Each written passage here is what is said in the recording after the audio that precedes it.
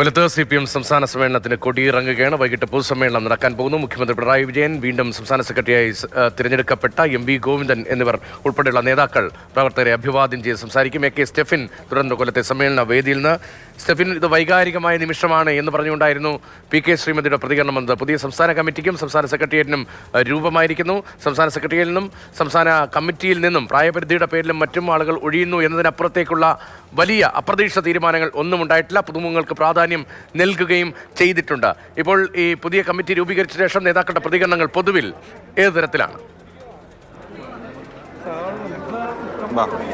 വേണ്ട രതീഷ്, ഏതായാലും CPM-ന്റെ സമ്മേളനം ഒരു ചരിത്രപരമായ ഒരു സമ്മേളനം കൂടിയാണ്. കാരണം 30 വർഷങ്ങൾക്ക് ശേഷം കൊല്ലത്തേക്കൊരു സമ്മേളനം എത്തുന്നു.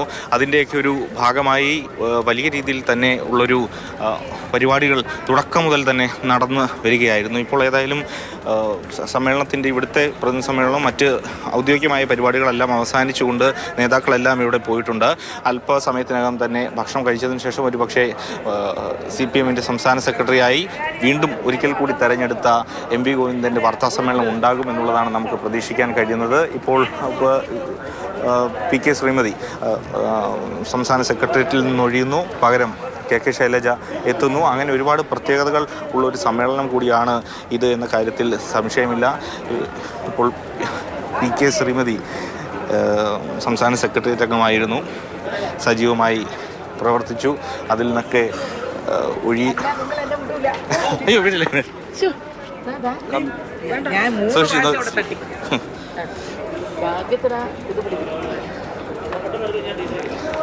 ടീച്ചർ ഇപ്പം സംസ്ഥാന സെക്രട്ടറി എന്നാലും 2 വാക്ക് സെക്രട്ടറിയിൽ നിന്ന് ഒഴിയാണ്. ഒരു ഇനി തുടർന്നുള്ള പ്രവർത്തനങ്ങളൊക്കെ എങ്ങനെ? അല്ല, ഞാൻ ഒഴിയുന്നു എന്ന് പറയുമ്പം എനിക്ക് സന്തോഷമുണ്ട്.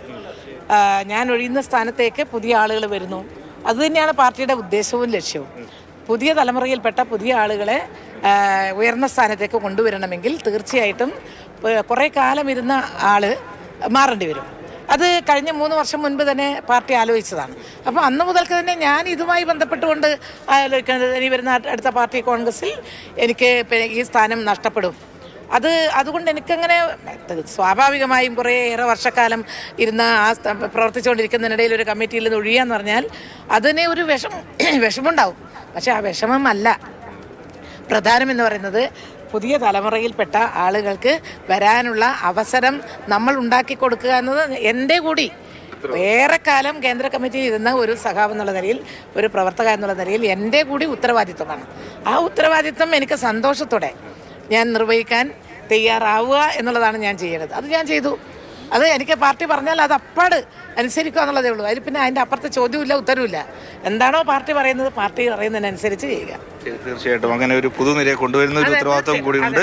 അതിലേക്കാണ് ടീച്ചർ എന്തായാലും യാത്രയാവുന്നതിന് ഭക്ഷണമൊക്കെ കഴിച്ചതിന് ശേഷം MV ഗോവിന്ദൻ്റെ വാർത്താ സമ്മേളനം ഉണ്ടാകും. ഒപ്പം തന്നെ CPM-നെ സംബന്ധിച്ചിടത്തോളം ഇന്നൊരു ചെങ്കടലായി കൊല്ലം മാറാൻ പോകുന്നതിന് ഒരു പ്രത്യേകത കൂടിയുണ്ട്. 4 മണിയോട് കൂടി ഇവിടുന്ന് ടൗൺ ഹാളിന് മുന്നിൽ, ഈ പ്രതിനിധി സമ്മേളനം നടന്ന സ്ഥലത്തിന് മുന്നിൽ നിന്നാണ് ഈ പ്രകടനം തുടങ്ങുന്നത്. അത് അവസാനിക്കുന്നത് ആശ്രമ മൈതാനത്താണ്. വൈകിട്ട് ആശ്രമ മൈതാനത്താണ് ഇതിൻ്റെ പൊതുസമ്മേളനം വെച്ചിരിക്കുന്നത്. ഏതായാലും ഒട്ടേറെ സ്ഥലത്ത് നിന്ന്, കേരളത്തിൻ്റെ വിവിധ ഭാഗങ്ങളിൽ നിന്ന് ഇപ്പോൾ പ്രവർത്തകരും നേതാക്കളും എല്ലാം ഇങ്ങോട്ട് എത്തിക്കൊണ്ടിരിക്കുകയാണ്. രാവിലെ തന്നെ വലിയ തോതിലുള്ളൊരു തിരക്ക് ഈ ടൗൺ ഹാളിന് മുന്നിൽ ഉണ്ടായിരുന്നു. ഈ പ്രതിനിധി സമ്മേളനം നടക്കുന്ന കോടിയേരി ബാലകൃഷ്ണൻ നഗറിന് മുന്നിൽ ഉണ്ടായിരുന്നു. ഇപ്പോൾ ഏതായാലും നേതാക്കളെല്ലാം തന്നെ ഇവിടെ നിന്നും പോയിരിക്കുകയാണ്.